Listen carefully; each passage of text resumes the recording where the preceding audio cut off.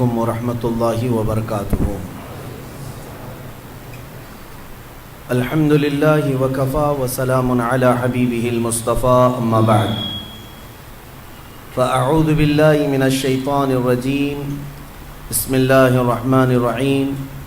ان اللہ وملائکتہ یصلون علی النبی یا ایہا الذین آمنوا صلوا علیہ وسلموا تسلیما۔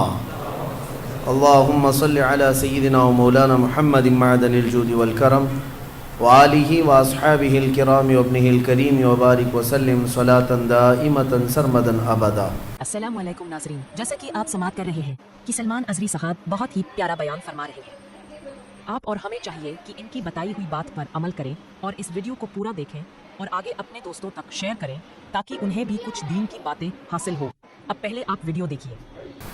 بحمدی تعالی و بکرم مصطفیٰ صلی اللہ تعالی علیہ وسلم، آج کی شب میں قرآن عظیم کے 12 پارے مکمل ہو چکے۔ اللہ عز و جل بقیہ قرآن پاک کو صحیح تجوید سے پڑھنے اور آپ سب کو سماعت کرنے کی توفیق عطا فرمائے۔ میرے عزیزو، آج سورہ ہود کی تلاوت مکمل کیا اور پھر سورہ یوسف کی تلاوت ہم نے کی ہے، جس کا بعض حصہ سورہ ہود یہ 11ویں پارے کے اخیر سے شروع ہوتی ہے۔ اس سورے کے بارے میں رسول کریم صلی اللہ تعالیٰ علیہ وسلم یوں ارشاد فرماتے ہیں کہ سورہ ہود نے مجھے بوڑھا کر دیا، سورہ ہود نے مجھے بوڑھا کر دیا، جس کا مفہوم یہ ہوتا ہے کہ سورہ ہود کے اندر اللہ تبارک و تعالیٰ نے جتنے معانی مفاہیم بیان کیے ہیں، اس کے غور و خوض اور اس میں منہمک ہو جانے کو حضور اکرم صلی اللہ تعالیٰ علیہ وسلم نے ان الفاظ میں تعبیر فرمایا۔ سورہ ہود میں کئی انبیاء اکرام علیہ السلام کا ذکر اور ان کی قوموں پر آئے ہوئے عذاب کا بھی ذکر ہے، خصوصیت کے ساتھ قوم لوط پر آئے ہوئے عذاب کا ذکر، قوم صالح پر آئے ہوئے عذاب کا ذکر، قوم شعیب پر، جس کو میں نے اس سے قبل بھی آپ کے سامنے عرض کر دیا ہے۔ ان تمام انبیاء اکرام علیہ السلام نے اپنی اپنی قوموں کو ہمیشہ راہ حق کی طرف بلایا۔ بعض قومیں دعوت کو قبول کرتی رہیں اور بعض انکار کرتی رہیں۔ بہرحال انکار کی ایک لمٹ ہوتی ہے، اس کے بعد اللہ کا عذاب آ جاتا تھا۔ تو یہ آیات بینات ہم سب کے لیے عبرت ہیں، ہم سب کے لیے درس ہیں۔ آج میں سورہ یوسف کا وہ حصہ آپ کے سامنے رکھتا ہوں۔ اللہ عز و جل نے خود ارشاد فرمایا، نحن نقص علیک احسن القصص، اے محبوب ہم آپ کو ایک سب سے بہترین قصہ بیان کرتے ہیں، سب سے بہترین قصہ بیان کرتے ہیں۔ قصہ ایک گزرے ہوئے ماضی میں پیش آئے ہوئے کسی واقعے کو کہا جاتا ہے، اور اللہ تبارک و تعالیٰ اپنے محبوب کو سنا رہا ہے اور پھر یہ فرما رہا ہے کہ سب سے بہترین قصہ ہے۔ تو اس کا مطلب یہ ہوا کہ قرآن کے جو قصے ہیں وہ دنیا کے سب سے بہترین قصے ہیں۔ مومنین کو چاہیے کہ قرآن میں آئے ہوئے انہی واقعات اور قصوں کو اپنے بچوں کو سنائیں، اور اگر یہ رواج رہا تو یاد رکھیں تمہارے بچے جھوٹے نہیں نکلیں گے، وہ سچ کو سننے کی انہیں عادت پڑ جائے گی، سچ کو سننے کی عادت پڑے گی، کیونکہ قرآن جو کچھ بھی بیان کیا ہے وہ سب کچھ سچ ہے، لا ریب فیہ، اس میں شک کی گنجائش بھی نہیں ہے۔ تو وہ سب سے بہترین قصہ کیا ہے جس کو اللہ تعالیٰ اپنے محبوب کو سنا رہا ہے؟ سورہ یوسف کی شروعات ہوتی ہی اللہ تعالیٰ فرماتا ہے، میں اس کا پورا نچوڑ اور اس کا جو خلاصہ ہے وہ بیان کرتا ہوں۔ بنی اسرائیل کے انبیاء میں سے حضرت یوسف علیہ الصلاۃ والتسلیم ایک جلیل القدر پیغمبر ہیں۔ بنی اسرائیل کون ہوتے ہیں وہ پہلے آپ معلوم کر لیں۔ حضرت یعقوب علیہ السلام جو یوسف علیہ السلام کے والد ہیں، یعقوب علیہ السلام کا نام اسرائیل تھا، ان کا نام اسرائیل، اور ان کے 12 بیٹے ہوئے، ان کے 12 بیٹوں کو ہی بنی اسرائیل کہا جاتا ہے۔ یعنی یعقوب علیہ السلام کے جو بیٹے تھے، بنی کا مطلب ہوا بنین ہے عربی میں، تو اس کی اضافت کی وجہ سے یہاں بنی اسرائیل کہا جاتا ہے، یعنی اسرائیل کے بیٹے، اور ان 12 میں سے جو نسلیں چلی وہی بنی اسرائیل بنے بعد میں۔ اب یعقوب علیہ السلام کون ہیں؟ یہ ابراہیم علیہ السلام کے پوتے ہیں۔ ابراہیم علیہ السلام کے 2 بیٹے ہوئے، ایک اسماعیل علیہ السلام اور ایک اسحاق علیہ السلام۔ ابراہیم علیہ السلام کے 2 بیٹے ہوئے، ایک اسماعیل علیہ السلام اور ایک اسحاق علیہ السلام، دونوں الگ الگ بیویوں سے ہیں۔ اسحاق علیہ السلام سے پھر یعقوب علیہ السلام پیدا ہوئے، یعقوب علیہ السلام سے یوسف علیہ السلام، اور پھر ان کی نسل میں ہزاروں نبی آئے، ہزاروں انبیاء آئے، داؤد علیہ السلام، سلیمان علیہ السلام، موسیٰ علیہ السلام، عیسیٰ علیہ السلام، یہ جتنے انبیاء آئے ہیں یہ انہی کی نسل میں آئے، اسحاق علیہ السلام کی نسل میں۔ اور ابراہیم علیہ السلام کے دوسرے بیٹے جو ہیں وہ اسماعیل علیہ السلام، ان کی نسل میں سوائے میرے آقا کے اور کوئی نبی نہیں۔ اسماعیل علیہ السلام کی نسل میں آئے ایک نبی، لیکن وہ بھی سید الانبیاء بن کر کیا ہے، محمد الرسول اللہ صلی اللہ علیہ وسلم۔ اس اعتبار سے ابراہیم علیہ السلام کو ابو الانبیاء کہا جاتا ہے، نبیوں کا باپ کہا جاتا ہے۔ اکثر انبیاء اکرام کا سلسلہ نسب ابراہیم علیہ السلام سے ہو کر ہی اوپر جاتا ہے۔ خیر، تو یوسف علیہ السلام یعقوب علیہ السلام کے 11ویں بیٹے ہیں۔ 10 بیٹے بڑے تھے، 11ویں نمبر پر آپ پیدا ہوئے ہیں، اور یوسف علیہ السلام پیدائشی حسن و جمال کے مالک تھے، اور ایسا حسن اللہ نے دیا تھا کہ اس زمانے میں کسی کا ویسا حسن نہیں تھا، جو ایک بار آپ کو دیکھتا تو دیکھتا ہی رہ جاتا تھا۔ حضرت یوسف علیہ السلام کا حسن مشہور ہے، جمال یوسف مشہور ہے۔ تو جب وہ جوان ہونے لگے تو حضرت یعقوب علیہ السلام چھوٹے ہونے کی وجہ سے ان سے لگاؤ زیادہ رکھتے تھے، محبت زیادہ کرتے تھے، اپنے ساتھ بٹھاتے، اپنے ساتھ کھلاتے، اپنے ساتھ نمازیں پڑھتے۔ تو حضرت یوسف علیہ السلام یعقوب علیہ السلام سے بہت قریب رہے، اور یعقوب علیہ السلام کا اس زمانے میں ایک بڑا مقام تھا، نبی بھی تھے، رسول بھی ہیں، اور ایک بڑی امت تھی۔ اس وقت سارے لوگ یعقوب علیہ السلام کی پیروی کرتے تھے، جتنے بھی لوگ تھے، تو یہ بڑا مقام تھا۔ تو یوسف علیہ السلام کو حضرت یعقوب کا چاہنا یہ بھائیوں سے دیکھا نہ گیا۔ 10 بھائی تھے، بھائیوں کے دل کے اندر ایک حسد پیدا ہوا اپنے ہی بھائی کے لیے، کہ ہمارے چھوٹے بھائی کو ہمارے والد زیادہ چاہتے ہیں، ہم لوگوں کو نہیں چاہتے۔ باپ سب کو چاہتا ہے، لیکن کسی کسی سے لگاؤ زیادہ بڑھ جاتا ہے، انسانی فطرت ہے، انسانی فطرت کا یہ تقاضا ہے۔ آپ کے بھی اگر 4 بیٹے ہوں تو کسی ایک بیٹے سے لگاؤ ہو جاتا ہے، اس کا مطلب یہ نہیں کہ باقی بیٹے نہیں ہیں، سب بیٹے ہوتے ہیں، لیکن دوسروں کے دلوں کے اندر یہ حسد شیطان پیدا کرتا ہے۔ ان 10 بھائیوں کے دلوں میں یہ حسد آ گیا، چیمی گوئیاں چلتی رہیں، باہر باتیں چلتی رہیں۔ پھر ہوا بھی ایک دن ایسے کہ یوسف علیہ السلام کو اپنے باپ کی آنکھوں سے دور کرنے کا پلان بنانا شروع کیا، منصوبہ سازی کرنے لگے۔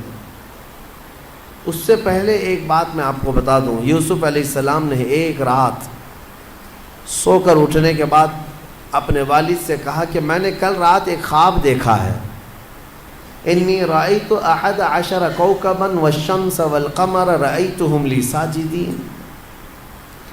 یوسف علیہ السلام نے اپنے والد سے کہا کہ ابا میں کل رات کو دیکھ رہا تھا 11 ستارے اور ایک سورج اور ایک چاند مجھے سجدہ کر رہے تھے۔ یوسف علیہ السلام نے خواب میں یہ دیکھا، چھوٹی عمر میں دیکھا، یعقوب علیہ السلام اسی وقت اپنے بیٹے سے کہتے ہیں بیٹا یہ خواب کسی کو بیان مت کرنا، لا تقصص رؤیاک علی اخوتک، خاص کر تیرے بھائیوں کو مت بیان کرنا، پھر وہ شرارت کریں گے، اس لیے کہ اس خواب کی میننگ، اس خواب کی تعبیر بہت اعلیٰ ہے، بہت بلند ہے۔ بہرحال یہ بچپن کا دیکھا ہوا خواب تھا، تعبیر تو ہونی تھی، لیکن اس سے پہلے بھائیوں نے یہاں پر مکر کیا، منصوبہ کیا، سازشیں کی، شیطان ان کے ساتھ شریک رہا، شیطان پلاننگ میں ساتھ میں بیٹھتا، شیطان نے ہی ان 10 بھائیوں کو منصوبہ بتایا ایک کام کرو، یوسف کو جنگل میں لے جاؤ، گھومنے پھرنے کے بہانے جاؤ اور وہاں جا کر کے یوسف کو ذبح کر دو، ختم کر دو، اور پھر آ کر کے کہہ دینا کہ جانور کھا گیا۔ تو اگر اتنا کر لو گے تو یوسف کا کام تمام ہو جائے گا، تم سب کے سب اپنے باپ کے محبوب بیٹے بن جاؤ گے، باپ تمہیں کو چاہنے لگیں گے۔ ان 10 نے حسد کے مارے وہ پلاننگ کر لیا، لیکن یہ مسئلہ تھا کہ یعقوب علیہ السلام ان کے ساتھ بھیجیں گے کیسے یوسف علیہ السلام کو۔ سب 10 کے 10 پلان بنا کر کے آئے، کہا کہ ہم جاتے ہیں تفریح کے لیے، گھومنے کے لیے، جنگل جائیں گے، سارے لوگ جا رہے ہیں، آپ یوسف کو بھی ہمارے ساتھ بھیجیے۔ والد نے کہا نہیں، میں نہیں بھیجوں گا، مجھے اس بات کا اندیشہ ہے کہ تم جو ہے میرے اس بیٹے کی حفاظت نہیں کر پاؤ گے، کہیں کوئی بھیڑیا آ گیا اور اس بچے کو اٹھا لے گیا یا کچھ ہو گیا تو کیا ہوگا۔ تو ان سبوں نے مکر کر کے کہا آپ بھی کیا بات کرتے ہیں والد گرامی، ہم سگے بھائی ہیں، وَنَحْنُ عُصْبَةٌ، ہم اس کے بھائی ہیں، ہم یوسف کو اسی طرح سے جانے دے دیں گے، ایسا کیسے ہو سکتا ہے، 10 لوگ ہیں ہم اس کی حفاظت کے لیے۔ باتیں بنائی، یعقوب علیہ السلام نے بھیج دیا۔ یوسف علیہ السلام کو جب ان بھائیوں کے ساتھ بھیجا تو یہ 10 لوگ لے کر کے جنگل میں آئے۔ اپنے منصوبے کے اعتبار سے مارنا تو تھا، لیکن پھر بھائیوں نے مشورہ کیا لا تقتلوا یوسف، یوسف کو قتل مت کرو، وَأَلْقُوهُ فِي غَيَابَةِ الْجُبِّ، بلکہ ایک اندھیرے کنویں میں ڈال دیا جائے، ایک کسی کنویں کے اندر ڈال دیتے ہیں، مارنا بیکار ہے۔ تو وہ ڈرے بھی تھے، مارنے کا ان کا ارادہ کینسل ہوا، اور ان لوگوں نے حضرت یوسف علیہ السلام کو پکڑ کر کے جنگل کے اندر ایک ویران کنواں تھا، اس کنویں میں دھکیل دیا۔ اس میں زہریلے سانپ بھی تھے، کیڑے بھی تھے، پرانا کنواں تھا۔ یوسف علیہ السلام کو اس کنویں میں انہوں نے دھکا جیسی دیا۔ روایت میں ہے کہ یوسف علیہ السلام کنویں میں ابھی نیچے گرنے ہی والے تھے، اس سے پہلے ہی آسمانوں سے جبرائیل امین تشریف لائے۔ جبرائیل علیہ السلام نے اپنے ہاتھوں سے انہیں تھام لیا اور کنویں میں ہی ایک محفوظ جگہ پر بٹھایا، اور سارے موذی جانوروں کو، کیڑے مکوڑوں کو، سانپوں کو کہہ دیا گیا کہ یوسف کو اللہ نے اپنا رسول بنایا ہے، نبی بنایا ہے، تم سب کے سب ان کے احترام میں لگ جاؤ، ان کی حفاظت میں لگ جاؤ۔ تو کوئی وہاں پر کیڑا مکوڑا یوسف علیہ السلام کو غضب نہیں پہنچایا، بلکہ سب حفاظت پر لگے ہوئے تھے۔ وہ قادر مطلق جس سے چاہے اپنے بندوں کی حفاظت کرے، ہاں، موذیوں سے اپنے نبیوں کی حفاظت کرتا ہے۔ موذی یہ لفظ جو ہے کچھ لوگ مودی سمجھ جاتے ہیں، موذی کا مطلب ہوتا ہے ایذا دینے والا، یہ زال سے ہے، وہ دال سے ہے، بس نقطے کا فرق ہے ایک ہی چیز۔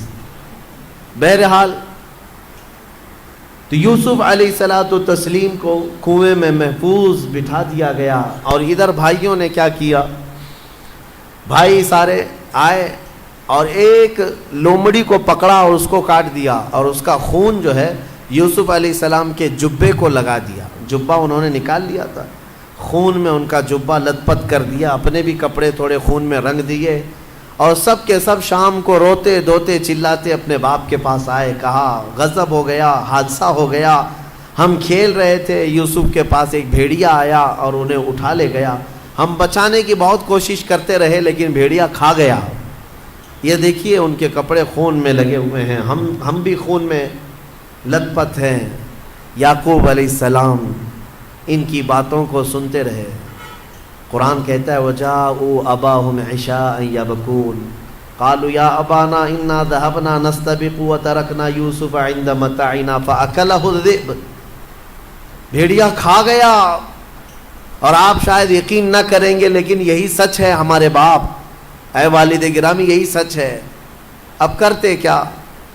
حضرت یعقوب علیہ السلام صبر کر رہ گئے اور بہت غم کے عالم میں روئے. یعقوب علیہ السلام اتنا روئے اپنے بیٹے کی جدائی میں کہ ان کی آنکھیں چلی گئیں.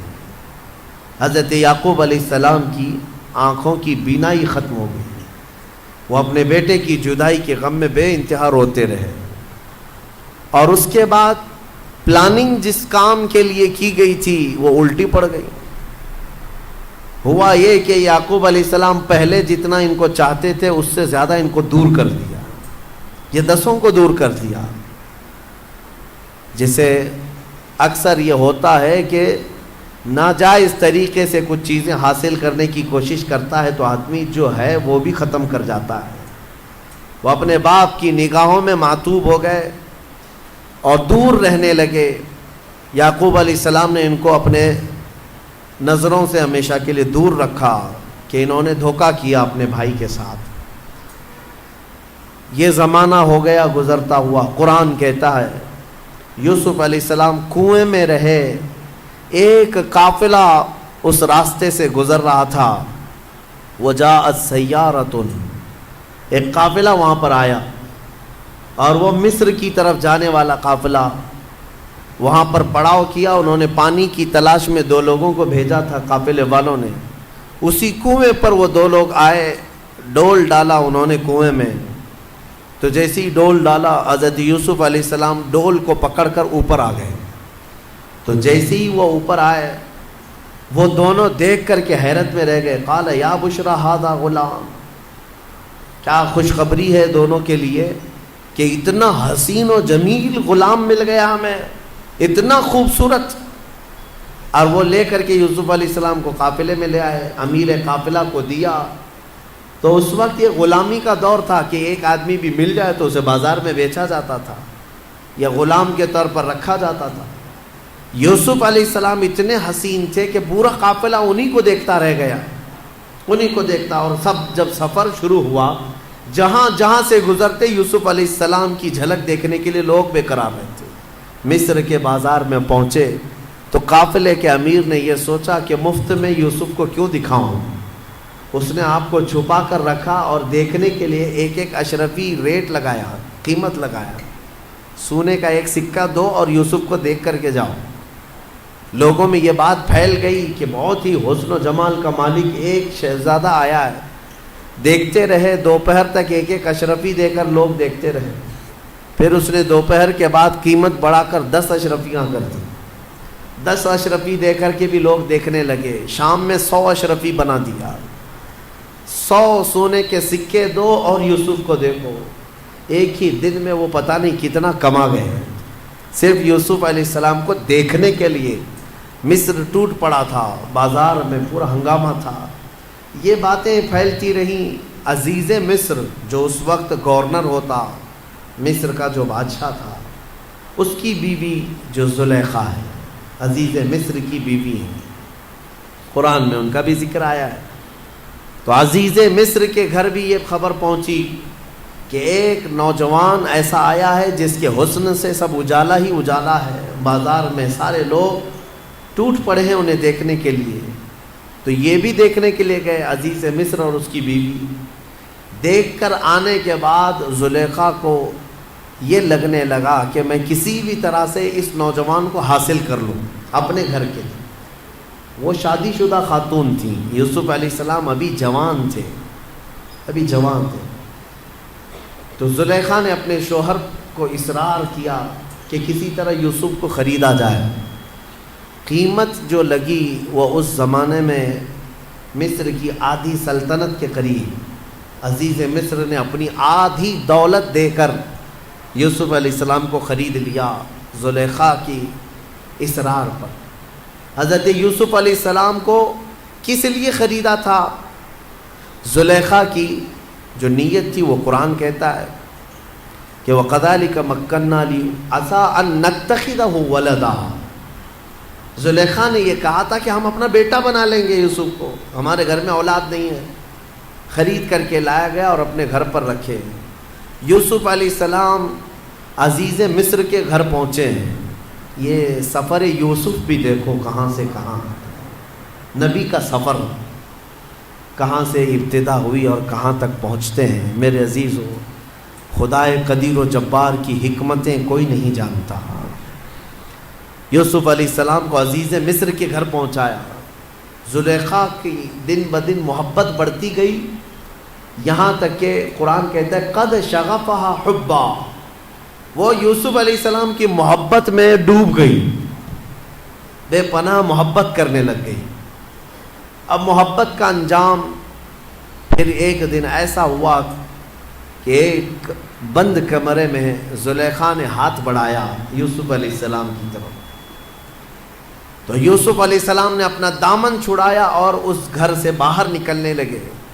زلیخا نے پیچھے سے دامن پکڑ کر کھینچا تو آپ کا دامن مبارک تھوڑا سا پھٹ گیا، لیکن ایک گناہ یا ایک خطا کی طرف نبی کبھی توجہ بھی نہیں کر سکتے، تصور بھی نہیں ہو سکتا. یوسف علیہ السلام وہاں سے نکلے. ایک جملہ ہے بڑے حکیم نے فرمایا تھا، نبیوں کے دامن میں پیوند تو ہو سکتا ہے لیکن دھبا نہیں ہوتا، گناہ کا دھبا نہیں ہو سکتا، پیوند تو ہو سکتے ہیں.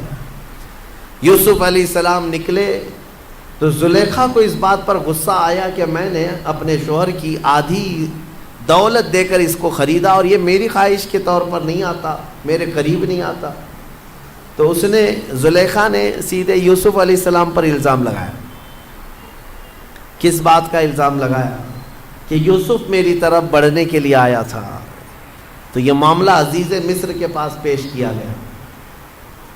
عزیز مصر کے پاس جب آیا یہ معاملہ تو جو بڑے بڑے دانشور تھے سبوں نے بیٹھ کر کے یہ کہا کہ یہ دو ہی تھے، کیسے پتہ چلے کس نے کیا کیا ہے.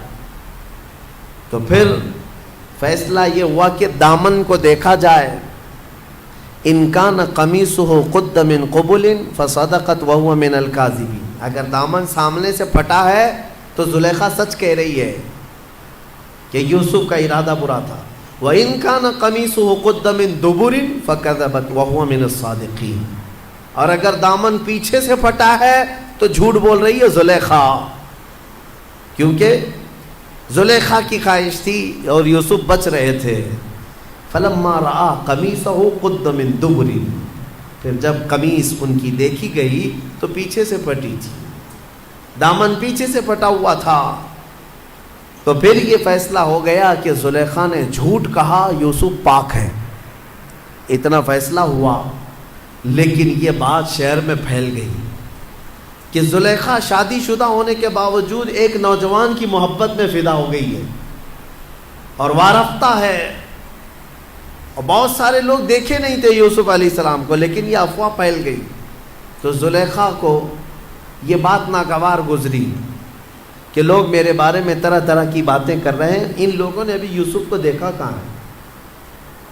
تو زلیخا نے ایک دعوت کی اور دعوت میں شہر کی بڑی رئیس عورتوں کو سب کو بلایا، جو جو تانے مار رہی تھی سب کو بلایا. عموماً ایسا ہوتا ہے کہ اپنی چیز چھپانے کے لیے دوسروں کو بھی اس میں ملوث کرنا ایک انسان کی فطرت ہوتی ہے کہ تو بھی اس میں داخل ہو جا. بہت ساری عورتیں دعوت میں آئیں. زلیخا نے سب کو کھانا کھلانے کے بعد کہا کہ میں آج آپ سب کے سامنے ایک مظاہرہ کرتی ہوں. سب کے ہاتھوں میں ایک ایک لیمو اور ایک چاقو دیا، کہا جب میں کہوں تو اس لیمو کو اپنی چاقو سے کاٹ دینا، تیز چھری ہے. قرآن کہتا ہے فَلَمَّا سَمِعَتْ بِمَكْرِهِنَّ أَرْسَلَتْ إِلَيْهِنَّ وَأَعْتَدَتْ لَهُنَّ مُتَّكَأً وَآتَتْ كُلَّ وَاحِدَةٍ مِّنْهُنَّ سِكِّينًا. سب کے ہاتھوں میں ایک تیز چاقو دیا، سب عورتیں بیٹھی رہیں. اور پھر زلیخا نے یوسف علیہ السلام کو سجا سنوار کر کے اس ہال میں لے آئی جہاں عورتیں بیٹھی تھیں. جیسی یوسف علیہ السلام پر سب کی نظریں پڑی، وہ پہلی مرتبہ دیکھ رہی تھی. جمال یوسف کو دیکھنے میں وہ ایسی مہ ہو گئی ادھر زلیخا نے آواز لگائی کہ اپنے اپنے لیمو کاٹ لو. عورتوں کو ہوش نہ رہا، ان کے ہاتھوں سے لیمو گر گیا اور انگلیاں کٹ گئی، سب کی انگلیاں کٹ گئی. اور اللہ تبارک و تعالیٰ فرماتا ہے وَآتَتْ كُلَّ وَاحِدَةٍ مِّنْهُنَّ سِكِّينًا قَالَتِ اخْرُجْ عَلَيْهِنَّ فَلَمَّا رَأَيْنَهُ أَكْبَرْنَهُ وَقَطَّعْنَ أَيْدِيَهُنَّ. سب عورتوں نے اپنی اپنی انگلیاں کاٹ لی اور پھر اس کے بعد پکار کر کے کیا کہنے لگی مَا هَذَا بَشَرًا، یہ بشر کیسے ہو سکتا ہے، إِنْ هَذَا إِلَّا مَلَكٌ كَرِيمٌ، یہ تو کوئی آسمانی فرشتہ لگ رہا ہے.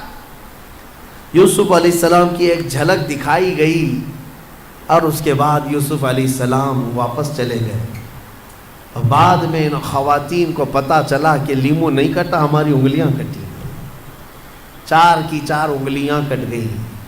میرے عزیزو، ہو سکتا ہے سننے میں یہ آسان لگ رہا ہو، چونٹی بھی اگر کوئی کاٹے آپ کو تو آپ کو احساس ہوتا ہے، پتہ چلتا ہے، لیکن ایک وقت ایسا ہوتا ہے محویت کا، غرق ہو جائے کسی چیز میں آدمی تو پھر کسی چیز کا احساس نہیں ہوتا. وہ محویت جو ہے وہ بہت زیادہ کسی سے لگاؤ ہو تب آتی ہے. آج کے زمانے میں گیم کی محویت ہے نوجوانوں کے. ہاں، ان کو گیم کھیلنے کے وقت پکارو، ان کو پتہ ہی نہیں چلتا ماں نے پکارا بھی ہے کہ نہیں پکارا ہے، باپ پکارتا رہتا ہے، ان کو پتہ نہیں. یہ محویت ہے، ڈوب گئے ہیں، غرق ہو گئے ہیں. پب جی میں تو کتنے مر بھی گئے ہیں، ان کی زندگیاں ختم ہو گئی. تو میں جو عرض کر رہا ہوں وہ یہ ہے کہ یہ عورتیں محویت کے عالم میں تھیں اور ان کی انگلیاں کٹ گئیں. یوسف علیہ الصلاۃ والتسلیم کا یہ جو واقعہ یہ قرآن میں صاف صاف بیان کیا گیا. عورتیں اپنے گھر چلی گئیں، لیکن جب یہ معاملہ بڑھ گیا، یوسف علیہ السلام کو لے کر چیمی گوئیاں بڑھ گئیں، زلیخا کا مسئلہ، عورتوں کے ہاتھوں کے کٹنے کا مسئلہ، تو روز روز کچھ نہ کچھ ہوتا رہے گا.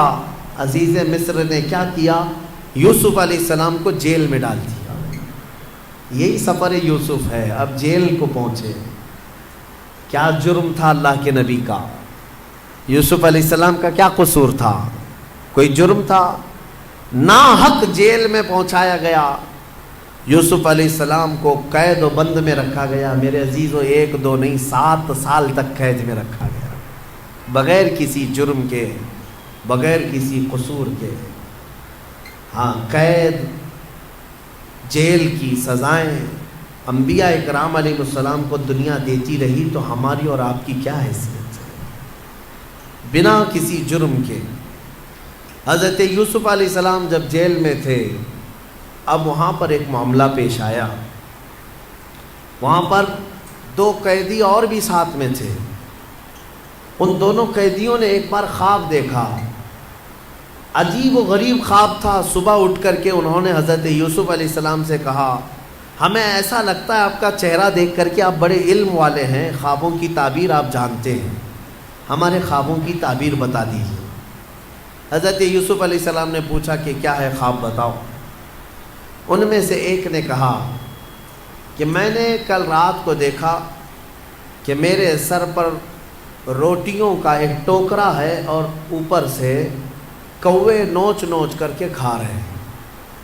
اور دوسرے نے کہا میں نے دیکھا ہے کہ انگوروں کے خوشے کو نچوڑ کر کے اس کا رس میں پی رہا ہوں، یعنی انگور کا رس نچوڑ کر کے میں پی رہا ہوں. ایک نے دیکھا کہ روٹیوں کے ٹکڑے اس کے سر پر ہیں اور کوے کھا رہے ہیں. یوسف علیہ السلام نے کہا دونوں کے خواب کی میں تعبیر بتاتا ہوں، لیکن یہ کب 7 سال ہو چکے تھے جیل کے اندر. یوسف علیہ السلام نے دونوں کی تعبیر بتائی اور یہ بھی کہا، پہلے تعبیر سن لے. کہا کہ جو انگور کا خوشہ نچوڑ کر کے رس پی رہا تھا، کہا تیرے لیے مبارک ہے، عنقریب تیری آزادی کا پروانہ ہے، تو جیل سے آزاد ہو جائے. لیکن تو آزاد ہو جائے تو میرا ایک کام کرنا کہ عزیز مصر بدل چکا ہے. اب بادشاہ جو وقت کا تھا وہ بدل گیا، زلیخا کا شوہر نہیں ہے. اس کے پاس جا کر کے میری بات رکھنا، مجھے ناحق جیل کے اندر رکھا گیا ہے، میری آزادی کی بات رکھنا۔ اس نے کہا ٹھیک ہے۔ دوسرے سے کہا جس کے سر پر روٹیوں کا ٹوکرا تھا اور کوے نوچ نوچ کر کھا رہے تھے، یوسف علیہ السلام نے کہا کہ تیرے لیے بری بشارت ہے کہ عنقریب تجھے پھانسی کی سزا ہوگی۔ اور ہوا ایسی ہی کہ 3 دن نہیں گزرے تھے کہ ایک کی آزادی کا پروانہ سنایا گیا اور دوسرے کی پھانسی کا آرڈر آ گیا۔ یوسف علیہ السلام کا جو یہ علم تھا خوابوں کی تعبیر بتانا، یہ بھی اللہ نے آپ کو معجزے کے طور پر عطا کیا تھا، معجزہ تھا۔ خوابوں کی تعبیر صحیح من عن حضرت یوسف علیہ السلام بتا دیا کرتے تھے۔ میرے عزیزو، خواب جو ہے اس کے بارے میں حدیث پاک میں بھی ہے، مومن کا دیکھا ہوا خواب اکثر سچ ہوا کرتا ہے، بلکہ فرمایا گیا نبوت کا 46واں حصہ ہے۔ مطلب یہ ہے کہ سچائی ہوا کرتی ہے، اور اللہ تبارک و تعالیٰ جب اپنے مومن بندوں کو کسی بات سے الرٹ کرنا چاہتا ہے تو خوابوں کے ذریعے سے انہیں پیغام دیتا ہے۔ لیکن خوابوں کی تعبیر جاننا یہ ہر کس و ناکس کا کام نہیں ہے۔ ایرے غیرے نتھو کھیرے خوابوں کی تعبیر نہیں بتا سکتے۔ خوابوں کی تعبیر ایک علم ہے باضابطہ، اس کے لیے بہت ساری چیزوں کا جاننا ضروری ہے۔ اور خواب دیکھے ہو تو ہر کسی سے بیان بھی مت کرو، فرمایا گیا کہ اس سے بیان کرو جو خوابوں کی تعبیر کا علم رکھتا ہے، عالم دین ہے یا عالم باعمل ہے، اس کے پاس تم اپنے خواب بیان کر سکتے ہو۔ ہر ایک کے سامنے خواب بیان کرنا بھی نہیں چاہیے، مومنوں کو یہ کہا گیا ہے۔ یہاں بیچ میں رک کر کے میں اتنی بات کہہ دوں، یہ ضروری نہیں کہ جو کچھ بھی دیکھا جائے وہی چیز نظر آئے، ہر چیز کا کچھ الگ الگ معنی ہوتا ہے۔ حضرت محمد بن سیرین رضی اللہ تعالیٰ مشہور تابعی ہیں، خوابوں کی تعبیر کے امام ہیں۔ آپ سے پوچھا گیا خواب میں اذان دیتے ہوئے دیکھے تو کیا ہے؟ اذان دیتے ہوئے اگر دیکھا تو اس کی تعبیر کیا ہوگی، اس کا معنی کیا ہو سکتا ہے؟ توجہ چاہتا ہوں میں، صرف جھٹ سے ایسی ہی تعبیر نہیں بتا دی جائے گی کہ اذان دیتے ہوئے دیکھے، ہاں اس کا معنی یہ ہے۔ پہلے یہ دیکھا جائے گا کہ دیکھنے والا کون ہے۔ خواب دیکھنے والے کے اوپر ڈیپینڈ کرتا ہے، دیکھنے والا کیسا ہے۔ تو 2 تعبیریں آتی ہیں اس کی۔ اگر دیکھنے والا شریف آدمی ہے، نیک آدمی ہے، تو اس کا مطلب یہ ہے کہ عنقریب وہ حج پر جائے گا۔ اذان دیتے ہوئے دیکھا یا سنا، اور وہ بھی قرآن کی آیت سے انہوں نے ثابت کیا، وَأَذِّن فِي النَّاسِ بِالْحَجِّ۔ اذان دیتے ہوئے اگر نیک آدمی نے دیکھا، پابند صوم و صلات ہے، تو اس کا معنی ہے کہ وہ حج پر جائے گا۔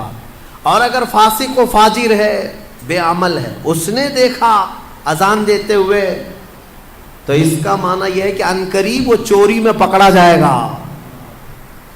زمین آسمان کا فرق ہے تعبیروں میں، ایک ہی اذان ہے، دیکھنے والے کے اوپر ڈیپینڈ کرتا ہے۔ ایک حج پہ جا رہا ہے اور ایک جیل جا رہا ہے، چوری میں پکڑا جائے گا۔ اس کو بھی انہوں نے قرآن کی آیت سے ثابت کیا، فَأَذَّنَ مُؤَذِّنٌ أَيَّتُهَا الْعِيرُ إِنَّكُمْ لَسَارِقُونَ۔ قرآن پاک میں یہ دونوں جگہ پر اذان کا لفظ آیا۔ اسی طرح سے ایک اور بات میں عرض کر دوں، حضرت زبیدہ خاتون جو خلیفہ ہارون رشید کی بیوی ہیں، انہوں نے ایک رات خواب دیکھا تھا، بہت بھیانک خواب دیکھا۔ بہت سارے مرد مل کر کے ان کی عزت لوٹ رہے تھے، عصمت دری کر رہے تھے۔ وہ ڈر گئی صبح اٹھ کر کے۔ یہ وہی زمانہ ہے جب حضرت محمد بن سیرین موجود تھے۔ زبیدہ خاتون نے اپنی ایک خادمہ کو بلایا اور کہا حضرت محمد بن سیرین کے پاس جا، ایک خواب کی تعبیر پوچھ کر کیا، لیکن یہ کہنا کہ تو نے دیکھا خواب۔ عیب ہے نا، بادشاہ کی بیوی اگر ایسا خواب دیکھی ہے تو شرمندگی کی بات ہے کہ کیا کیا دیکھتی ہے خواب میں، لوگ باتیں بنائیں۔ تو خادمہ سے کہا کہنا کہ تو نے دیکھا۔ وہ گئی خادمہ اور جا کر کے حضرت محمد بن سیرین سے کہتی ہے کہ حضور کل رات میں نے ایک بھیانک خواب دیکھا ہے۔ کہا کیا دیکھا؟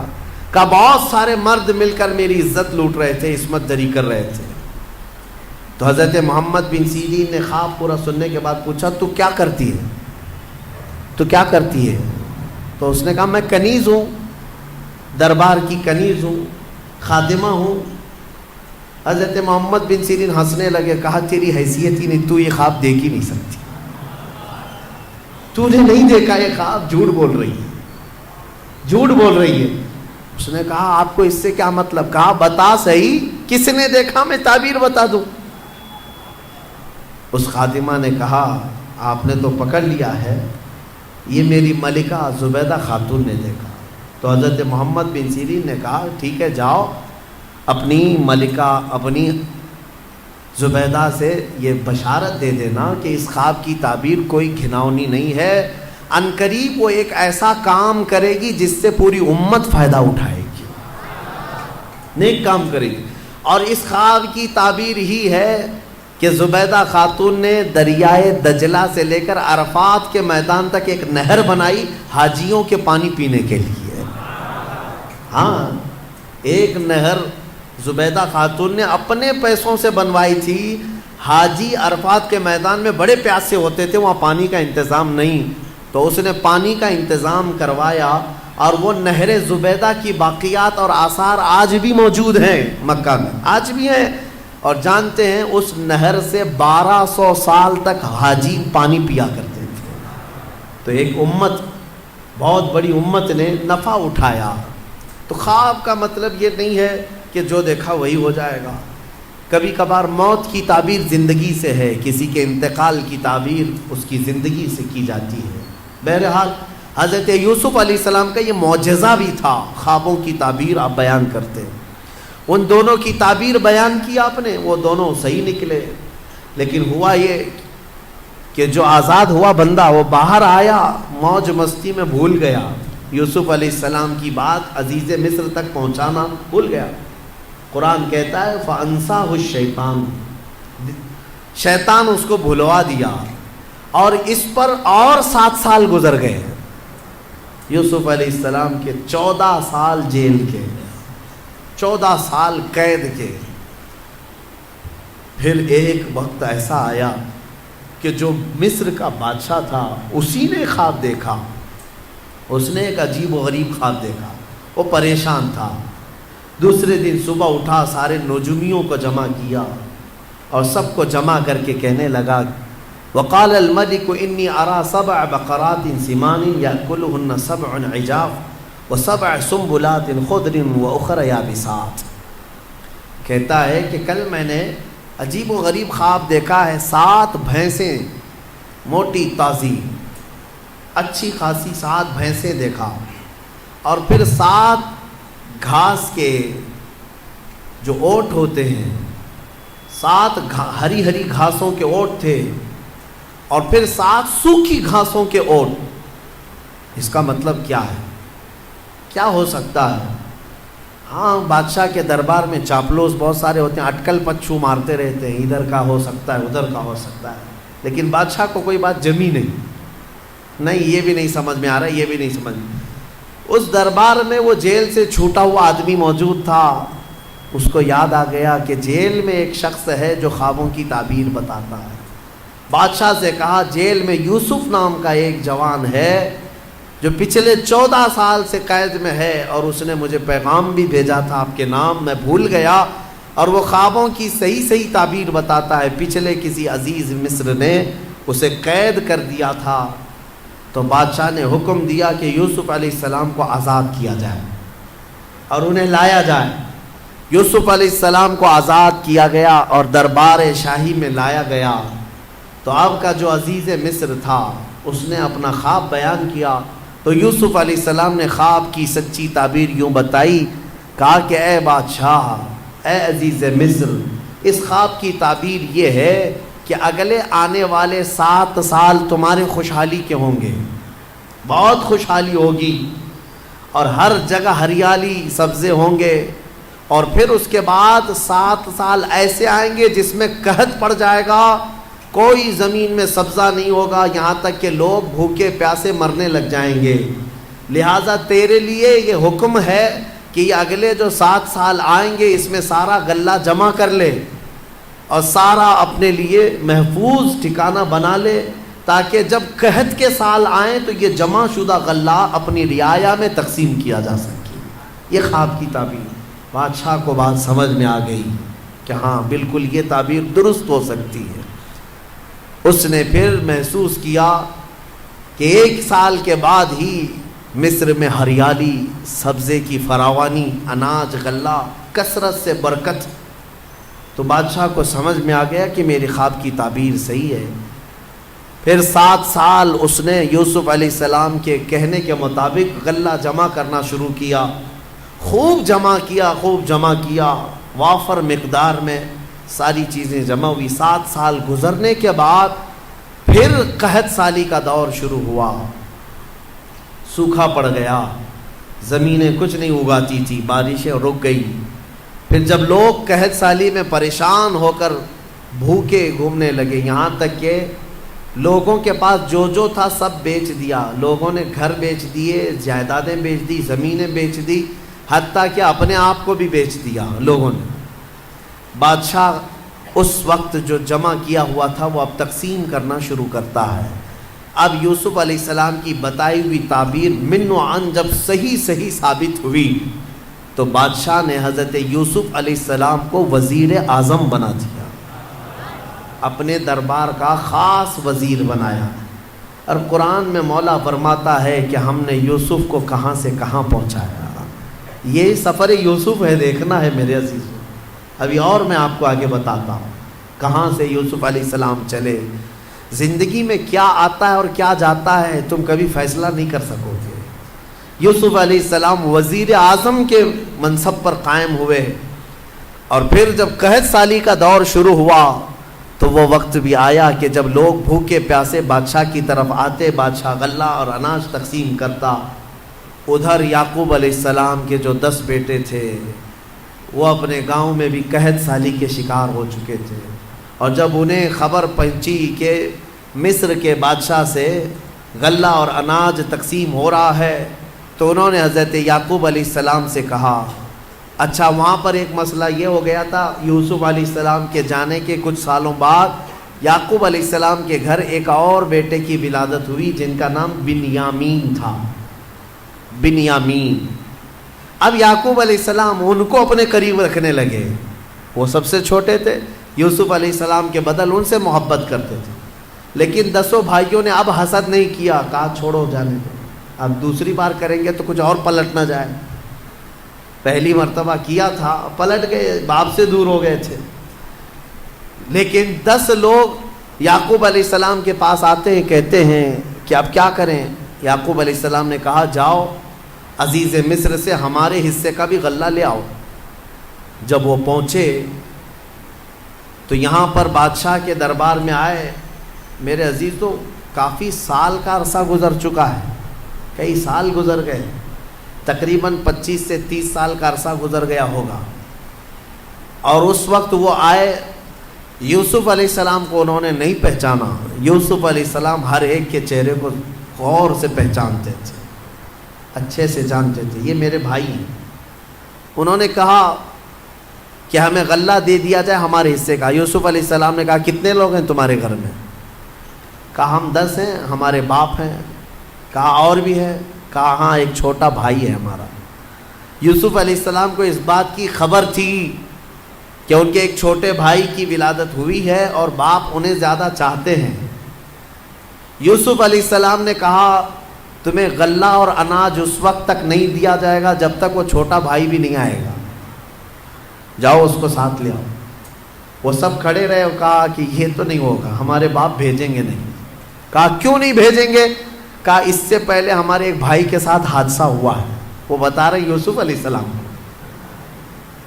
یوسف علیہ السلام سے وہ کہہ رہے ہیں اس سے پہلے ہمارے بھائی کے ساتھ ایسا حادثہ ہوا ہے، اب ہمارے باپ نہیں بھیجیں گے۔ حضرت یوسف علیہ السلام نے کہا نہیں بھیجیں گے تو غلہ نہیں دیں گے ہم، جب تک وہ نہیں آئے گا نہیں دیں گے، واپس جاؤ۔ واپس بھیج دیا۔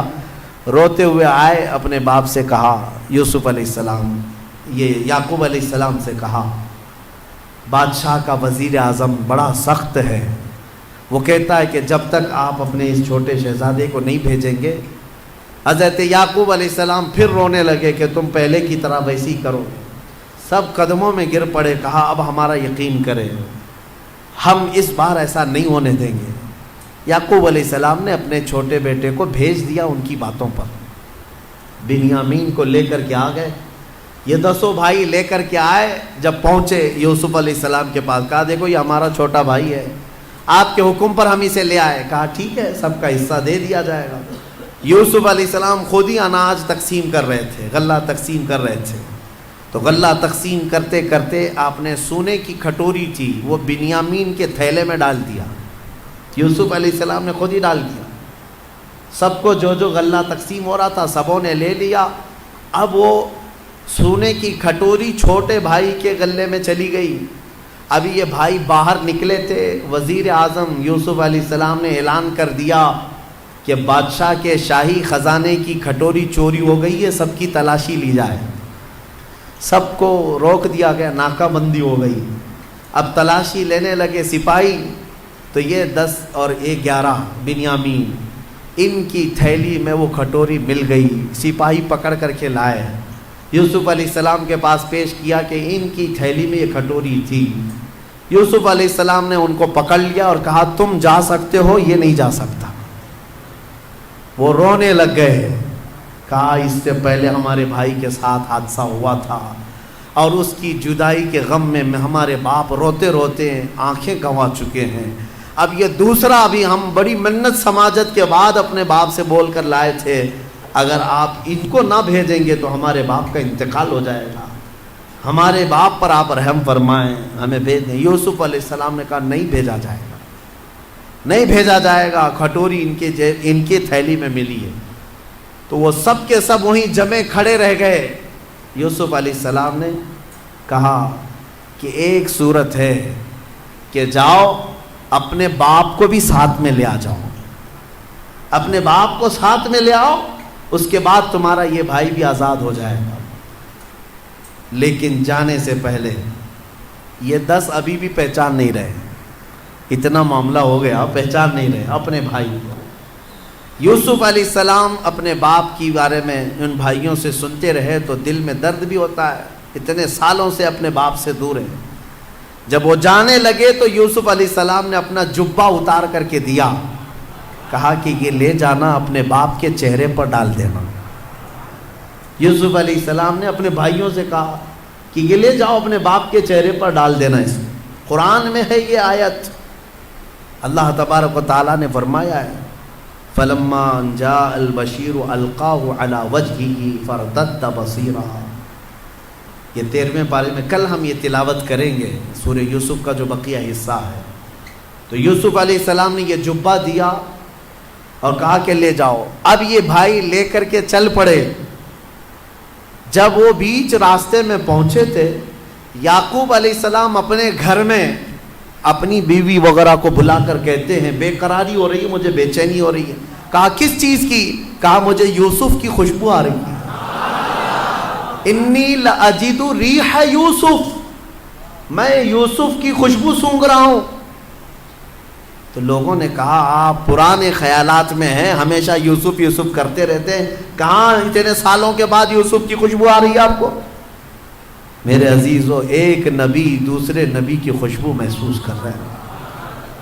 بھائی جب قریب آئے تو اب قرآن میں ہے کہ یہ 10 بھائیوں نے وہ جبہ لا کر یعقوب علیہ السلام کے چہرے پر ڈال دیا. فَارْتَدَّ بَصِيرًا, قرآن کہتا ہے یعقوب علیہ السلام کی آنکھیں روشن ہو گئی, بینائی لوٹ آئی. پھر بھائیوں نے کہا کہ ہمارے ساتھ ایسا ایسا معاملہ ہوا ہے. تب پھر یعقوب علیہ السلام نے کہا کہ ارے تم سب لوگ اس قدر غلطی کر چکے ہو, خطا کر چکے ہو, تمہیں پتہ نہیں جو وزیر اعظم ہے وہ میرا بیٹا یوسف ہے, یوسف ہے. سب کے سب باپ کے قدموں میں جھک گئے اور معافی تلافی کی. اور حضرت یعقوب علیہ السلام نے کہا ایسے نہیں, چلو یوسف کے پاس چلتے ہیں. حضرت یعقوب علیہ السلام ان 10 بیٹوں کو لے کر کے آئے. جب یہاں پہنچے تو وہ بادشاہ وقت عزیز مصر کو یوسف علیہ السلام نے اپنا پورا واقعہ سنا دیا کہ میرے ساتھ بچپن کے ساتھ کیا ہوا تھا، اور یہ وہ 10 لوگ ہیں جنہوں نے مجھے کنویں میں ڈالا تھا، اب وہ آ رہے ہیں، اللہ نے مجھے نبوت عطا فرمائی ہے۔ یوسف علیہ السلام نے عزیز مصر کو بتایا۔ جیسے ہی یعقوب علیہ السلام مصر کی سرزمین پر پہنچے 10 بیٹوں کو لے کر، ایک بیٹے بنیامین وہیں تھے اور ایک عزیز مصر بھی وہاں پر تھا، تو سب کے سب جب یوسف علیہ السلام کے پاس آئے تو دیکھتے ہی یعقوب علیہ السلام اور ان کے 11 بیٹے اور عزیز مصر سب کے سب یوسف علیہ السلام کے لیے سجدے میں گر گئے۔ یہ تعظیم کا سجدہ تھا، عبادت کا سجدہ نہیں، تعظیم کے لیے سجدے میں گر گئے۔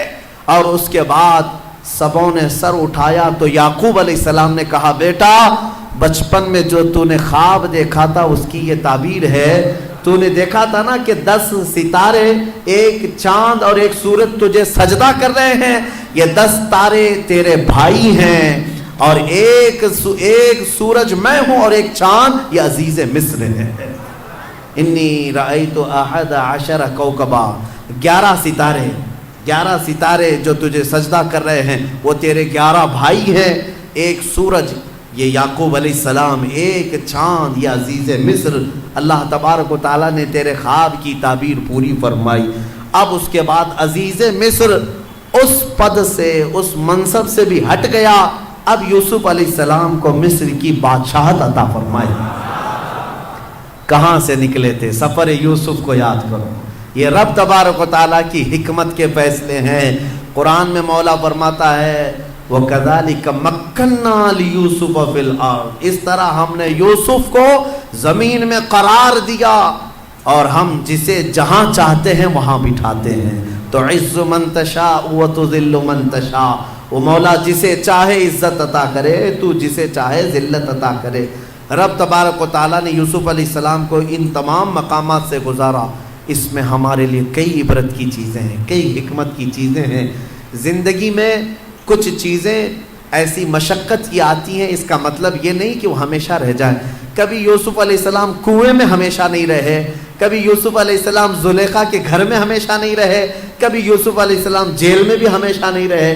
ہر جگہ ایک نئی صبح آنی ہے، ایک نئی صبح آنی ہے۔ آج اگر چاند کو گہن لگا ہے تو کل چھٹنا بھی ہے۔ آج اگر مسلمانوں پر ظلم و ستم کے پہاڑ ڈھائے جا رہے ہیں، کل انشاءاللہ صبح طلوع ہوگی، کل صبح طلوع ہوگی، وہ روشنی پرچم اسلام کی لہرائے گی ضرور۔ سنا ہے قدسیوں سے میں نے کہ وہ شیر پھر ہوشیار ہوگا۔ میرے عزیزو، ہمارے بزرگ فرمایا کرتے، خاص طور پر مجھے نصیحت کے طور پر ہمارے ایک بزرگ عالم دین تھے، انہوں نے کہا تھا، عورتیں بہت ساری شکایت لے کر ان کے پاس روتی ہوئی آئی تھی، تو انہوں نے کہا تھا کہ تمہیں پتہ ہے ٹرین میں بیٹھتے ہو، سفر کرتے ہو، ٹرین میں سفر کرتے ہو تو ٹرین کبھی کبھار ٹنل میں جاتی ہے۔ ممبئی جانے والوں کو پتہ ہوگا اکثر کہ وہ ٹنل کے اندر سے ہو کے جاتی ہے، گوفا جو ہوتا ہے پہاڑ کے بیچ میں سے اندر گھس جاتی ہے اور پھر باہر نکلتی ہے۔ تو جیسی ٹرین ٹنل میں جاتی ہے، اندھیرا، کچھ نظر نہیں آتا، کچھ نظر نہیں آتا، جاتی ہے نا ٹرین پہاڑ کے اندر سے ہو کے، گوفے کے اندر سے، غار میں سے ہو کے جاتی ہے، جو کھود کے بنایا گیا سرنگ ہے۔ تو اس سرنگ میں جیسی ٹرین جاتی ہے اندھیرا ہو جاتا ہے، لیکن تم سب کے سب بیٹھے کیوں رہتے ہو ٹرین میں؟ جب اندھیرا ہو جائے تو گھبرا کر کے اتر کیوں نہیں جاتے؟ بھاگتے کیوں نہیں ادھر سے ادھر؟ ہر پیسنجر کو یہ معلوم ہے ڈرائیور چلا رہا ہے، نکالے گا باہر۔ ڈرائیور ٹرین چلا رہا ہے، تھوڑی دیر کے بعد یہ اندھیرے سے باہر نکالے گا۔ تو فرماتے ہیں ہمارے بزرگ کہ اے نادان، ٹرین کے ڈرائیور پر جب تجھے اتنا بھروسہ ہے کہ وہ ٹنل کی اندھیریوں سے نکال سکتا ہے تو اس رب الارباب پر کیوں نہیں یقین ہے جو زندگی کی اندھیریوں سے نکال کر تجھے اجالے میں ضرور لائے گا۔ ایک دن آئے گا جب تو اپنی مصیبتوں اور مشقتوں سے نکلے گا اور پھر اجالا ضرور دیکھے گا۔ کوئی رات ایسی نہیں جس کے بعد صبح نہیں آنی، صبح آئے گی۔ کوئی رات ایسی نہیں جس کے بعد صبح نہیں آئے گی، آئے گی، صبح آئے گی۔ اس لیے جو مصیبتوں سے گھبرا کر کے ہا ہو کرتے ہیں، میں مر گیا، اب کیا ہوگا، اب کیا ہوگا، یہ بے صبر لوگ ہیں۔ انتظار کرو، مولا تبارک و تعالیٰ وہ اجالے ان قریب لائے گا۔ ان مع العسر یسرا، قرآن کہتا ہے ہر تکلیف کے بعد آسانیاں آئے گی، ہر تکلیف کے بعد آسانیاں آئے گی۔ یہ آیت 2 مرتبہ آئی ہے، جس کا مطلب مفسرین یہ بتاتے ہیں کہ ایک تکلیف اٹھاؤ گے اللہ 2 آسانیاں عطا فرمائے گا، ایک تکلیف اٹھاؤ گے 2 آسانیاں عطا کرے گا۔ بہت ساری اس میں باتیں ہیں حکمت کی سورہ یوسف میں، بس وقت زیادہ ہو چکا، لیکن یہ سب سے بہترین قصہ جس کو قرآن خود کہتا ہے احسن القصص، سب سے بہترین قصہ ہے، اپنے بچوں کو سنایا کرو۔ اس کی ایک لذیذ بات، اس پورے واقعے کی ایک لذیذ بات جو ہمیں عشق مصطفیٰ میں جھنجھوڑ دیا کرتی ہے، وہ یہ ہے کہ امام اعظم ابو حنیفہ کے پاس ایک شخص آیا اور کہا کہ مومن کی روح نکالی جاتی ہے، کافر کی روح نکالی جاتی ہے، آپ کہتے ہیں دونوں کو الگ الگ انداز میں؟ کہا ہاں، ایک گنہگار کی کافر کی روح نکالی جائے تو ایسے جیسے ریشم کا کپڑا کانٹوں کے جھاڑ میں ڈال کر کھینچے تو جیسے اس کے تار نکلتے جاتے ہیں ایسے روح نکالنے کا درد ہوتا ہے۔ کہا پھر مومن کی روح ایسے نکالی جاتی ہے جیسے گندھے ہوئے میدے کے آٹے میں کوئی بال پھنساؤ اور نکال لیا جائے، اتنی آسانی سے۔ کہا یہ کیسے؟ امام اعظم رحمۃ اللہ تعالی علیہ نے فرمایا موت روح نکالنے کا یہ جو فرق ہے، سورہ یوسف پڑھو سمجھ میں آئے۔ وہ بندہ گیا سورہ یوسف پڑھا، کہا اس میں موت کا ذکر ہی نہیں ہے۔ کہا پھر پڑھو، پھر پڑھ کیا؟ کہا موت کا ذکر ہی نہیں ہے۔ کہا پھر کیا ذکر ہے؟ کہا یوسف و زلیخا کا واقعہ ہے۔ کہا تو نے یہ تو پڑھا کہ زلیخا نے عورتوں کو بلایا، دعوت کیا تھا؟ کہا ہاں پڑھا ہے۔ کیا کیا؟ کہا سبوں کے ہاتھ میں چھری دی اور لیمو دیا۔ کہا پھر کیا کیا؟ کہا یوسف کو بلایا اور کاٹنے کا کہا۔ کہا پھر کیا ہوا؟ عورتوں نے لیمو نہیں کاٹا، لیمو گر گیا، انگلیاں کاٹ لی۔ امام نے پوچھا کاٹی یا کٹ گئی؟ کاٹی یا کٹ گئی؟ کہا کٹ گئی۔ کہا کیوں؟ انہیں پتہ ہی نہیں تھا، اس لیے کہ جان بوجھ کر کے تو کوئی نہیں کاٹ سکتا، جان بوجھ کر کے کوئی نہیں کاٹ سکتا، وہ یوسف کو دیکھنے میں مشغول تھی، کٹ گئی۔ امام اعظم نے کہا میں اسی سے یہ تفسیر اخذ کرتا ہوں کہ مومن کی جب روح نکلنے والی ہوتی ہے تو اس کے سرہانے میرے آقا تشریف لاتے ہیں۔